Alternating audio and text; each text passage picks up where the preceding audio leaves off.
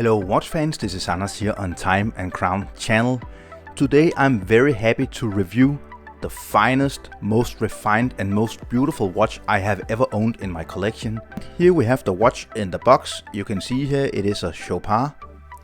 You see the compass rose as they call it. Beautiful wooden box. I did an unboxing first impressions video of this watch. You can find the link down in the description or up in the right hand corner if you want to see that. This is a review and also just a talk and comparison with a lot of the competition and what this watch is inspired from. And here we have the beautiful watch. This is my Chopard Alpine Eagle. This is the first version that they released in 2019. It is a model and it is a type of watch that is very popular, and also a model and type of watch that Chopard, they are really putting a lot of emphasis and money into. So let's have a closer look at the Chopard Alpine Eagle. And here we have my Chopard Alpine Eagle up and close. This particular example I own now is from 2019. 2019 was also the year that they released the Alpine Eagle. The Alpine Eagle is building on a watch that Chopard released in 1980, which they called the St. Moritz. This watch was released to actually accommodate all the luxury travelers going to this nice luxury ski sport resort. So of course this watch from Chopard is a type of watch that we will call a stainless steel luxury watch. This is, in my opinion, a high horology watch. It's an entry-level high horology watch. The retail price for this watch, brand new, is $14,800. I paid a lot less because I made a trade, so effectively I paid approximately 8,000 euros or $8,000. And you can of course see this is a used example because we do have some scratches on the bezel here. So there is a lot of interesting details to get into with this watch. And right off the bat, of course, this beautiful textured dial. This is, in my opinion, the highlight of the watch. And this dial is also, in my opinion, the most beautiful dial I have ever seen. The vibrancy, the life of this dial in different lighting situations is absolutely amazing. It is made to resemble the eye of an eagle, as this watch of course is called Alpine Eagle. So besides the dial, we have a very interesting detail surrounding the stainless steel. This is not 316 or 904 stainless steel. This is Chopard's own alloy. They call it lucent steel. This is much more scratch resistant and it has a completely other color and light reflection than 316 or 904 stainless steel. They actually make it by melting the steel, then cooling it down and melting it again. And I must say the glow of this stainless steel is absolutely amazing. You can see in the light here. Now let's talk about the dimensions of the watch. Chopard, they do state 41 millimeters in diameter, actually measure 39.9 millimeters in diameter from this part to this part, not including the crown guards and the overhang here. If you just measure the case from lock tip to lock tip, you get 46 millimeters. If you include the male end links, as we can call it, on the integrated stainless steel bracelet, we get 52.5 millimeters, but it wears much smaller. I'm going to show you just in a little while. We have a very slim watch here with only 9.7 millimeters in thickness. And then we have a crown size. This is a screw-down crown of 6.8 millimeters. As you see, the compass rose again. The finishing is absolutely amazing on this watch. We get a beautiful brushing on the bezel, beautiful brushing on the locks here. On the side, an amazing brushing as well. Brushing on the outer parts of the bracelet, and then you have the inner parts here, the center part which is polished, and the outer edges of the bracelet here, they are also polished. It is a butterfly style deploying clasp, and this is very reminiscent of the 1970s style of bracelets because it actually resembles a bracelet, not a watch bracelet but a bracelet, and they completely hide the clasp. So Each link is removable. This means you can get a perfect fit. And you see we have quite short links. So no micro adjustment, but a lot of removable links. Here we see Chopard's in-house luxury automatic COSC certified movement. This is the 01.12-C. This has 31 joules. It beats at 28,800 revolutions per hour. And it has a power reserve of 60 hours.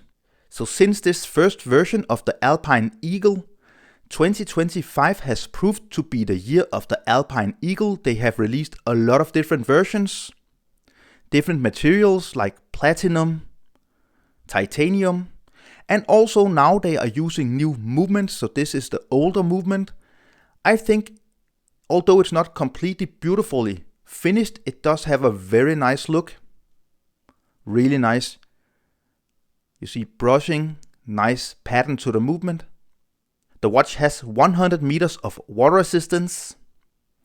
And as you can see on your screen now, I get between 5 and 8 seconds plus per day. That is very impressive for a watch that is actually 6 years old. It has not been serviced. At some point I will send this watch in for service, both to have the scratches on the bezel removed and of course also to get cleaned and regulated the movement.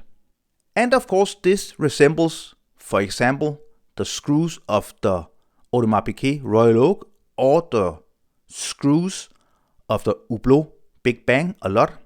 The difference is these screws are not for decoration only as they are with the two other watches I just mentioned. These screws, they go all the way into the case, so they are actually put in the bezel here to actually fix the bezel to the case. Let's talk a little more about the dial because this is the big star of the watch. They use Roman numerals for 12, 3, 6 and 9. We have these beautiful baton style hands, high polished, beautifully applied hour markings, high polish filled with lume. And then when you see the counterbalance of the second hand and a very slim kind of needle style second hand, it is made to resemble the feather of an Alpine Eagle. On the outer part here you have the rehort with the minute and hour markings. Then you have a date window here at 4:30, color matched. I do like the position and I do like that you actually get a date. I don't think that 6 or 3 would be the right position, so I actually like this more sporty, different position, but I know that is something a lot of people they quite dislike actually. The texture and the vibrancy of the dial is definitely the star of this watch. Now let's have a closer look at the lume. This is Swiss Superluminova. And as you can see, both in lower light situations and in complete darkness, it is very, very potent. This is a real sports watch with great lume, stainless steel case and bracelet, screw-on crown and 100 meters of water resistance. It is quite a heavy watch as you see. I did remove links, but I get approximately 142 grams of weight. On my 17 centimeter wrist circumference, you see it wears perfectly.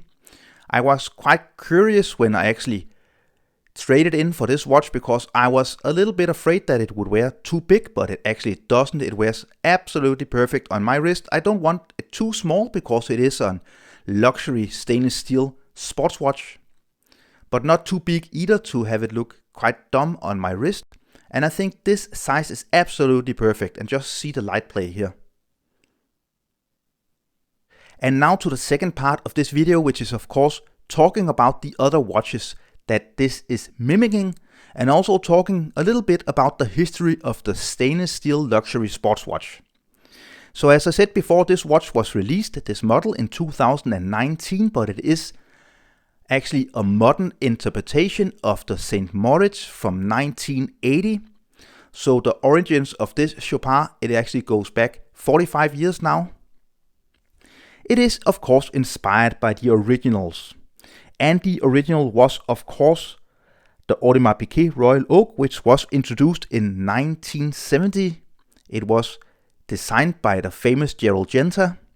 Just 4 years later, Gerald Genta designed and IWC released the Ingenieur.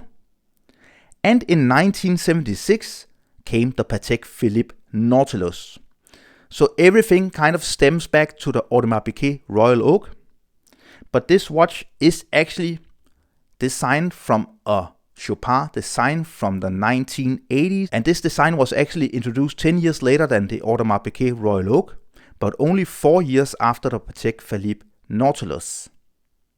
So the IWC, the Patek and the Audemars Piguet is of course the original Giardienta designs. But a lot of other watches has also been inspired.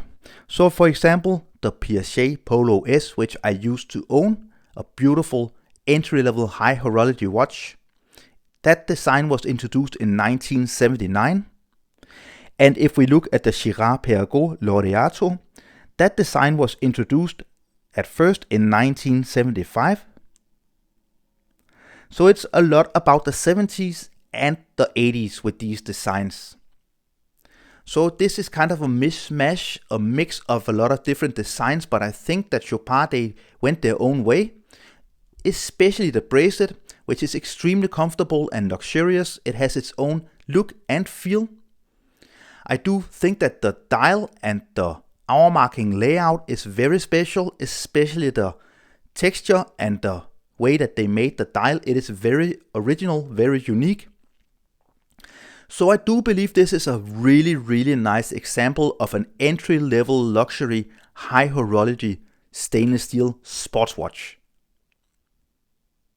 This is not the same level as Audemars Piguet or Patek Philippe, but I do believe this is a level above the Girard-Perregaux and the Piaget. So a lot of luxury watches to choose from, but if you want something that is really unique from a really nice luxury watch brand, as Chopard is, then maybe the Alpine Eagle could be the choice for you. I do love this watch, I do enjoy it. Of course it's not perfect. I actually would have liked them to do a little more with the finishing of the movement. It is a real scratch and smudge magnet. And for some people it can become a problem that you don't have a micro adjustment in the bracelet. You do have these individually removable links, but it can become a problem for some people, definitely. All in all, I do really enjoy this watch. It's very different to a lot of other watches, and I do believe the overall quality of this watch is way above a lot of Rolex watches, for example. So you can get this watch for less than you can get a hammered up and beaten up used Rolex Submariner or GMT Master. I hope you enjoyed my review and the walkthrough of the history and the competition to the Chopard Alpine Eagle. If you enjoyed it, don't forget to give this video a thumbs up, leave a comment down below, subscribe to my channel, and I will see you very soon again. Thank you. Bye.